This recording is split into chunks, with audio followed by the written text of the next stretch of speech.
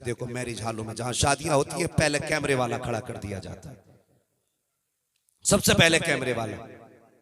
बीवी किसी और की देखना पहले शोहर को चाहिए, पहले कैमरे वाला देख रहा है। चारों तरफ से कैमरे घुमा घुमा के वीडियो बनाई जा रही है और इस बेहयाई को नस्लों के लिए बचा के रखा जाता है कि अपने बच्चों को दिखाएंगे। ये बेबरकतियां मुझे बताओ, जब बेटी मैरिज हॉल से रुखसत होती है कितने गैर महरम वहां पे खड़े होते हैं, कितने लोगों की निगाहें उसके लिबास पे पड़ती होंगी, कितने लोगों की निगाहें बेपर्दा औरतों पे पड़ती होंगी, कितने गुनाह होते होंगे। अगर यही बेटी घर के अंदर से रुखसत होती तो खुदा की कसम जब ये घर से रुखसत होती दीवार इसके लिए दुआ करती, छत इसके लिए दुआ करती, जमीन इसके लिए दुआ करती। और क्यों ना करती, जमीन ने इसे सजदे करते देखा था, छत ने इसे रातों में उठ के सहरी खाते हुए देखा था, दीवारों को इसको कुरान पढ़ना याद है, घर के एक एक कोने को इसके लिए रातों को उठ के वुजू करके ठंडी रातों में कुरान का पढ़ना याद है। खुदा की कसम ये घर से जब इज्जत के साथ रुखसत होके जाती, हर चीज की दुआ इसके साथ होती, ये तेरे घर में दुल्हन बन के जाती, खुदा की रहमतें दामन में साथ लेके जाती। सुभान अल्लाह। लेकिन मिजाज ही बदल के मैरिज हॉलों में रिश्ते खुदा रहा बदले तरीके और अपने उसूल बदले। अमीरों दौलत का सही इस्तेमाल करो, सही इस्तेमाल दौलत का करो और किसी की कीमत उसका बदन देख के ना लगा, उसका लिबास देख के कीमत ना लगा। कोई ऐसा भी होगा जो फटे कपड़ों में रहता हो लेकिन रिश्ता मुस्तफा से बड़ा करीबी हो, भी तो हो सकता है ना। किसी के पैर में टूटी जूती हो लेकिन जब रात को उठता हो तो उसकी सदाओं के जवाब में आसमानों से इजाबत की सदाएं आती हैं। बेशक बेशक। किसके राज कौन जाने, बंदों के राज अल्लाह ही जानता है। खुदा राह तरीके अपने बदलें और अपने पैसों को सही जगह पे खर्च करें। एक तरीका हमने देखा है, हमारा उसूल देखिए, जन्नत में जाना चाहता है हर बंदा, हर शख्स चाहता है ना जन्नत में जाए। जितने लोग चाहते हैं जरा बता दे हाथ उठा के, कितने लोग जाना चाहते हैं? माशाअल्लाह सभी जाना चाहते हैं। अल्लाह सलामत रखे और आज की रात के सदके में अल्लाह सबको जन्नत अता फरमा, आमीन, सबको जन्नत अता फरमा दे। मैं एक बात कहता हूँ अक्सर, जिसके पास करोड़ों लाखों रुपया है मगर अगर वो उसने बेटे को डॉक्टर भी बनाया, इंजीनियर भी बनाया, मास्टर भी बनाया, कलेक्टर भी बनाया, अगर कुरान का कारी ना बनाया तो मैं कहता हूं बड़ी बेबसी की मौत मरा है, बड़ी बेबसी की मौत मरा है वो शख्स। उसकी वजह देखे, जिंदगी के आखिरी लम्हात में हर इंसान चाहता है कि रूह सुकून से निकल जाए, हर इंसान चाहता है कि आसानी के साथ मरे, लेकिन हमने बेटों को कारी नहीं बनाया। जब सांस अटकती है ना तो कोई गिलास लेके भाग रहा है, हाफिज जी से पानी पड़वा लो, कोई हाफिज जी को तलाश करने जा रहा है कि चलो अब्बा की तबीयत ठीक नहीं है, चल के यासीन पढ़ दो। अल्लाह अकबर। अगर हाफिज ना मने, ना मिले और पानी ना मिल सके, कितनी बेबसी की मौत इंसान मरेगा। मुझे बताओ तो सही, मैंने पहले बात कही थी, हमने अमीरों को आईसीयू में ऐसे हाल में पड़ा देखा है कि कोई पानी पिलाने तक नसीब नहीं होता है। और खुदा के वास्ते अपनी आखिरत का इंतजाम जीते जी कर जाओ, अपनी जिंदगी में आखिरत का इंतजाम कर जाओ। आज 40वां हो तो इतने लंबे लंबे थाल सजाए जाते हैं, जब पूछा जाए ये किस लिए तो कहता है ये सब अब्बा को पसंद था, पान भी अब्बा को पसंद था, मीठा भी अब्बा को पसंद था, ये सब्जी अब्बा के पसंद की थी, सारी चीजें 40वें में लगाई जा रही है। मुझे बता तो सही, मरने के बाद इतना ख्याल बाप की फिक्र का, क्या जिंदगी में भी उनका ख्याल इतना किया हमने? कभी ख्याल आया मेरे बाप को कौन सा फल पसंद है? कभी याद आई मेरी माँ को कौन सी चीज ज्यादा पसंद थी? मरने के बाद इसलिए तबाक सजाए जाते हैं ताकि ये समाज देख ले इसे बाप से कितना प्यार है। उनके जीते जी हम कुछ ना कर सके, उनके मरने के बाद तबाक सजाए जा रहे हैं। अल्लाह अकबर। उससे पहले एक बात क्या की जाती है, इधर इंतकाल होता है, हमारी कौम भी बड़ी सीधी कौम है, जिधर एक चलता उधर को सब चल दिया करते हैं, भेड़ की चाल चला करते हैं। बाप का इंतकाल होता है तो मिजाज हमारे मुआशरे का, सबसे पहले गए मस्जिद से पेटी उठा, दुकान से पेटी उठाई पारों की, मस्जिद में ला के रख दी। किस लिए? ताकि लोग इसे पढ़ें, अब्बा की रूह को सवाब मिले। कभी मस्जिदों में जाके देखा करो कितनी पेटियां रखी हुई है, रख के उन पे गर्द चढ़ रही है। आज कोई उन पारों की गर्द साफ करने वाला नहीं है। कितनी पेटियां रख के जंगालूद हो गई है, कोई आज उन पेटियों को खोलने वाला नहीं है। हमारी मस्जिदों के अंदर पेटियों के तो ढेर लगे हैं लेकिन कोई कुरान पढ़ने वाला नहीं है। ओ खुदा के बंदे, अगर जन्नत में जाना चाहता है, बाप को बख्शवाना चाहता है तो सबसे पहला काम तो ये कर, अगर घर में बाप का जनाजा पड़ा है और तेरे चेहरे पे दाढ़ी नहीं है, बाप को बख्शवाना चाहता है, उसके जनाजे के आगे खड़ा हो हो, कहते या अल्लाह मेरा बाप कब्र में जा रहा है, मैं इसके लिए तुझे गवाह बनाकर आज ऐलान करता हूँ, जब तक जीऊंगा मुस्तफा की सुन्नत चेहरे पे सजाता रहूंगा। सुभान अल्लाह माशाअल्लाह। ये ऐलान आप कर देंगे, उस दिन खुदा की कसम तेरी दाढ़ी की बरकत से अल्लाह तेरे बाप की मगफिरत फरमाएगा। बेशक बेशक सुभान। दूसरी बात, अगर चाहते ही हो मरने वाले को सवाब मिले तो सुनो, बाप का इंतकाल हो, दफन करें उसको या दफन से पहले जब आपको वक्त मिले, अल्लाह तौफीक दे तो कभी मदरसे जाए, मदरसे के मोहतमीम से पूछे, अगर चाहते हो ना तुम्हारा अपना जन्नत में जाए, उससे जाके पता करें कि हम मदरसे में बच्चे जो पानी पीते हैं वहां किसी फ्रिज का इंतजाम है कि नहीं।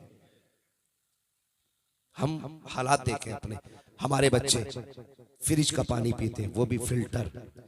मदरसे में अक्सर पढ़ने वाले बच्चे सादा, कभी तो टंकी का पानी पिया करते, ताजा भी नहीं, भरा हुआ पानी, फिल्टर नहीं, वही जो टंकी में भरा है। हमारे बच्चे एसी में रहे, और ये कुरान पढ़ने वालों को कुछ मदारिस में पंखे तक हाथ वाले नसीब नहीं होते, हाथ वाले पंखे तक नसीब नहीं।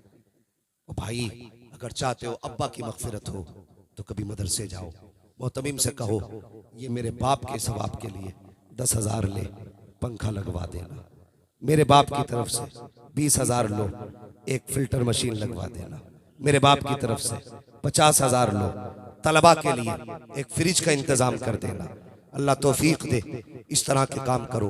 मुझे नहीं मालूम मरने के बाद तुम्हारे लिए कोई दुआ करे ना करे, कभी कब्रिस्तान जाके देखा करो, कब्रें बैठी हुई हैं, आज कोई मिट्टी डालने वाला भी नहीं है। कितनी कब्रों पे गुलाब पड़ा है और कितनी कब्रों पे मिट्टी तक डालने वाला कोई नहीं। गारंटी है कोई तेरे बाद तेरी कब्र पे मिट्टी डालने आएगा? कोई देखने तक नहीं आता क्या हाल कब्रों के हैं। अल्लाह तौफीक दे, अपने जीते जी आखिरत का इंतजाम करके जाओ।